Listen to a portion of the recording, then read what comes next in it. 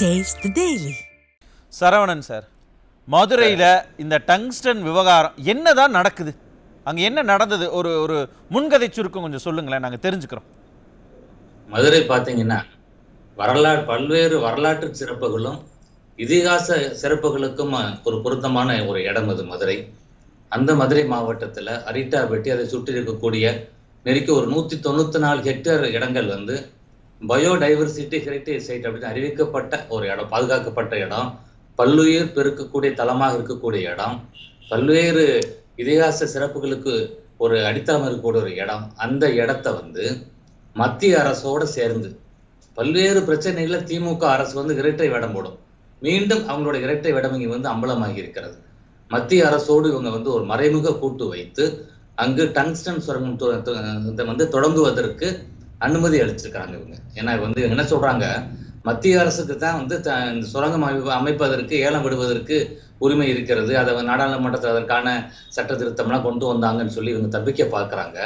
ஆனா பிரச்சனை எங்க ஆரம்பிக்குது? ஒரு ஆங்கில நாளேடு அக்டோபர் 2023 சொல்றாங்க இங்க டங்ஸ்டன் இருக்குதுன்னு கண்டுபிடிக்கிறாங்க. டங்ஸ்டன் சுரங்கம் அமைப்பதற்கு அனுமதி கோருது தமிழ்நாடுன்னு சொல்லி அப்பயே வருகிறது.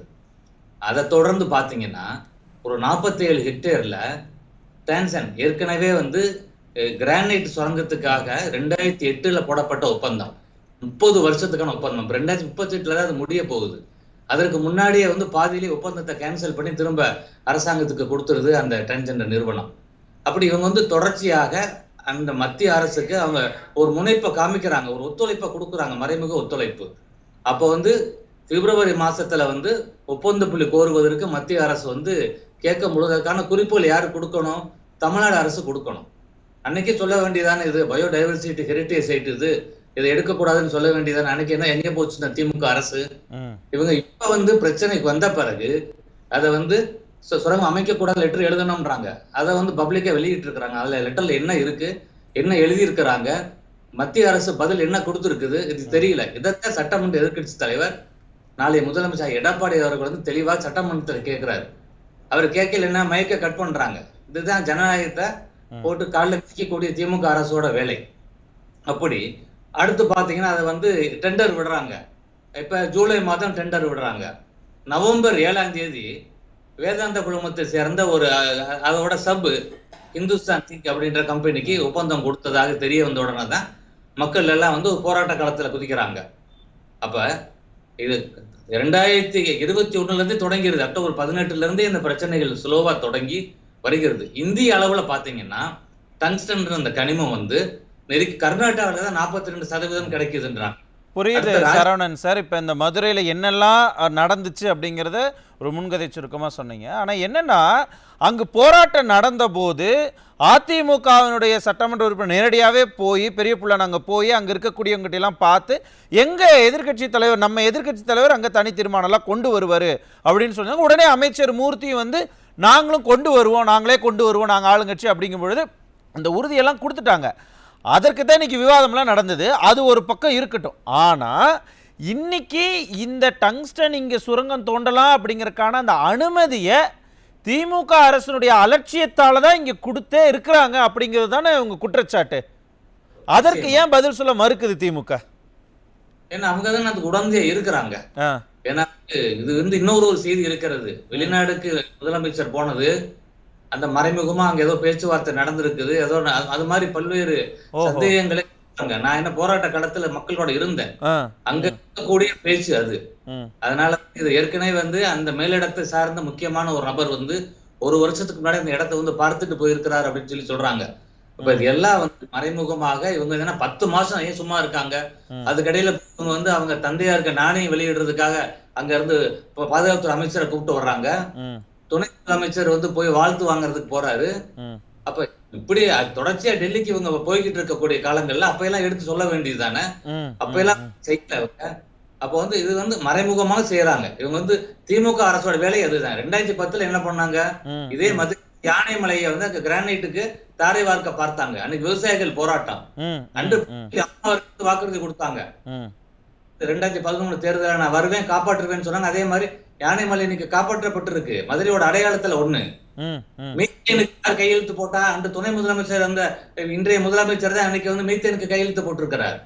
அப்ப இதுதான் இங்க என்ன சிக்கல்னா, டெல்டால மீத்தேன் எடுக்கிறதுக்கு முதலாளா அவங்களே கையெழுத்த போட்டுட்டு இப்ப என்ன சொல்றாங்க, பாதுகாக்கப்பட்ட வேளாண் மண்டலமா மாத்தினதுக்கு பிறகு அதை வந்து ஒரு பெரிய பிரச்சனை ஆக்கிட்டு இருக்காங்க. இதே மாதிரி எல்லாத்துக்கும் போய் முதலாளா கையெழுத்து போட்டுட்டு அதுக்கப்புறம் நாடாளுமன்றத்தில் எதுவுமே பேசாம இருந்துட்டு இன்னைக்கு வந்து நாங்க தான் வந்து இதுக்கு எதிர்ப்பு குரல் கொடுத்த நாடாளுமன்றத்தில் அப்படின்னு இவங்க பேசுறத பார்க்கும் பொழுது மக்களுக்கு என்ன தோணும்?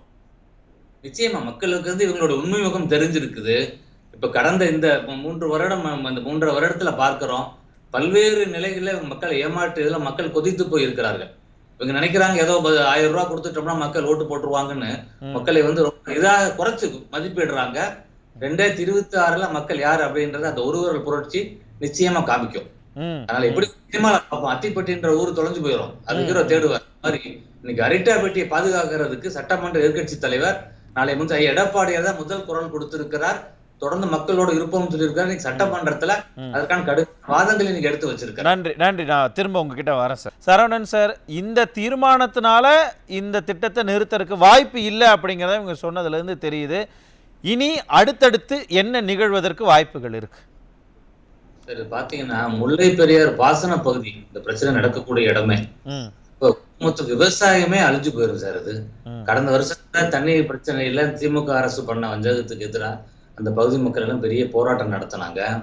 இஸ்ரோல கூட சமீபத்தில் ஒரு அறிக்கை வந்தது, இந்திய அளவுல ஒரு 144 இடம் 47 இடம் நிலச்சரி வர்றதுக்கு அபாயமான ஒரு இடம் அப்படின்னு சொல்லி வந்திருந்ததுல தமிழ்நாட்டுல 6 இடம், அதுல மதுரை இந்த அரிட்டாபட்டி ஏரியா ஒரு இடம் சார். அதுல அது அப்போ வந்து விவசாயம் என்று அழிஞ்சு கூடும், நிலச்சரி. இப்ப திருவண்ணாமலையில பார்த்தோம், நம்ம இந்த வெஞ்சல் புயல்ல பார்த்தோம், நம்ம மலையிலிருந்து எவ்வளவு ஒரு 1000 அடிக்கு சரிஞ்சு விழுந்துச்சுன்னு பார்த்தோம். அந்த மாதிரி இயற்கை பேரிடர் கடுமையா வரக்கூடிய ஒரு சூழலை வந்து இந்த அரசு வந்து உருவாக்குது. ஏன்னா இவங்களுக்கு வந்து நம்ம தமிழ்நாட்டு வளத்தின் மேல அக்கறை கிடையாது திமுகவுக்கு. அவங்கதான் கலைஞருக்கு கடல் நடுவில் கொண்டு பேனா வைக்கணும்னு சொன்னாங்களே 80 கோடியில. அதனால இவங்க வந்து நிச்சயம் இதைத்தான் செய்வாங்க. மக்கள் எந்த வகையிலாவது தேர்தல் வரும்பொழுது மக்கள் வேற வகையில நம்ம சமாளிப்போம் அப்படின்னு பணத்தை நம்பியே செய்யக்கூடிய ஒரு கட்சி திமுக கட்சி. 2026ல இது நிச்சயம் வந்து மக்கள்கிட்ட பலிக்காது. அதனால தீய சக்தியான திமுக, மக்களுக்கு துரோகம் இழைக்கக்கூடிய இந்த திமுக அறவே மக்கள் வந்து 2026ல ஒழிச்சிருவாங்க. மக்களுக்கான சாமானிய மக்களுக்கான முதல்வர் ஐயா எடப்பாடியார் அவர் தலைமையில் அமையக்கூடிய கூட்டணி 2026ல வரும். எப்படி புரட்சித்தலைவி அம்மா அவர்கள் யானைமலையை காப்பாற்றினார்களோ, ஐயா புரட்சி தமிழர் ஐயா எப்படி வந்து தஞ்சையை வந்து பாதுகாக்கப்பட்ட வேளாண் பகுதியாக கொண்டு வந்து அறிவிச்சாங்களோ, அந்த மாதிரி அரிட்டாபட்டியும் நிச்சயமாக பாதுகாக்கப்படும். அந்த நம்பிக்கையில இவரே சொல்லிட்டாரு. காமாட்சி நாயுடு அண்ணனே வந்து எடப்பாடியார் வந்து பாதுகாப்பாருன்னு அவர் சொல்லிட்டாரு. அவர் ஒரு சாட்சியை பார்த்தா கூட ராஜ்நாத் சிங் மாதிரி பாதுகாப்பு அமைச்சர் மாதிரியே இருக்காரு. அந்த அடிப்படையில் சொல்லியிருக்காரு நினைக்கிறேன். அதனால அரிட்டாபட்டி நிச்சயமாக பாதுகாக்கப்படும். ஐயா எடப்பாடியாரால் நிச்சயமாக இது பாதுகாக்கப்படும் என்று உறுதியாக. நன்றி நன்றி சார்.